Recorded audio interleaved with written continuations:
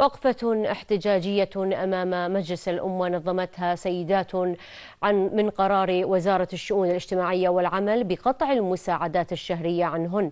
وطالبت السيدات النواب والوزراء والمسؤولين بدعم قرابة 12 ألف فرد متضرر من القرار. التفاصيل في تقرير سحر زايد.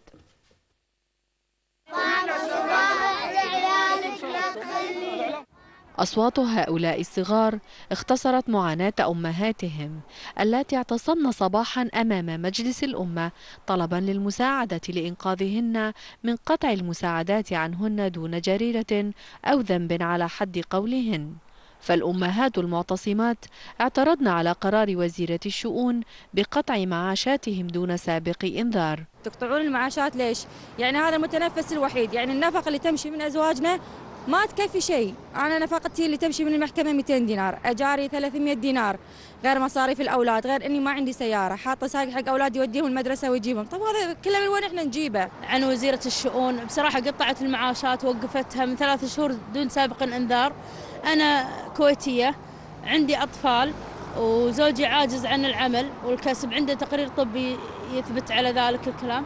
وقفت معاش، عندي قروض، عندي مديونيات، عندي سيارة، ما أدري منين أصرف أنا هالحين. لقد تم إيقاف هذه المساعدات إيقاف مفاجئ جدا، وما يدرون إلا عن طريق البنوك أن لم تودع رواتبهم. فعند مراجعتهم وزارة الشؤون تبين أنهم يعني احتجاج المسؤولين أن هذا قرار خطأ وأن مساعداتهم غير صحيحة، فيجب أن يعني تعاد مرة ثانية وتدرس مرة ثانية. 3000 أسرة كويتية أصبحت في وضع لا يحتمل الانتظار، سيما في ظل متطلبات حياتية عالقة غير قادرين على الوفاء بها. أنا سبق أني كلمتك معالي الوزيرة، أكررها وبتحذير.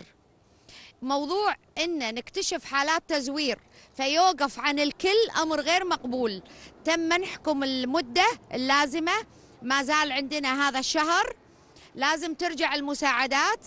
الناس مضت حياتها على تعديل بمدخول معين، ما يصير نقطعه دون أي اعتبار لاحتياجاتهم، احتياجات أبنائهم، لسكنهم، لمعيشتهم، لفلوس التموين، للمعيشة اليومية. أنا سبق أني وجهت في سؤال برلماني، إذا لم يتم، وكررها، إن لم يتم إرجاع المساعدات وكيفك ذيك الساعة حققي باللي تبينه في المزورين، سيتم تقديم استجواب في هذا الشأن.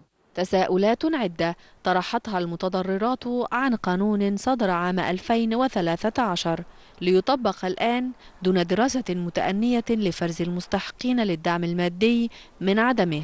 سحر زايد، الراي.